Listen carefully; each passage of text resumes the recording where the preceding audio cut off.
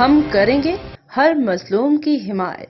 السلام علیکم، میں ہوں حرین فاطمہ اور آپ دیکھ رہے ہیں حمایتی نیوز HD چینل۔ نظر ڈالتے ہیں آج کی اہم خبروں پر۔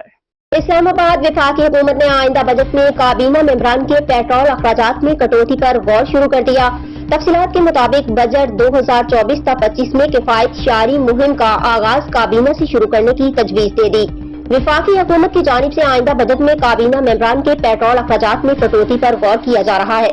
ذرائع نے بتایا ہے کہ IMF نے حکومت سے اخراجات کم کرنے کا مطالبہ کر رکھا ہے۔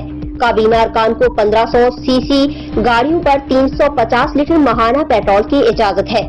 ذرائع کا کہنا تھا کہ کابینہ ممبران کو لگژری گاڑیوں پر 900 لیٹر ماہانہ پیٹرول کی سہولت حاصل ہے۔ 1500 cc کی چھوٹی گاڑی کے لیے ماہانہ پیٹرول پر ایک وزیر 98,000 اوسطاً خرچ کرتا ہے۔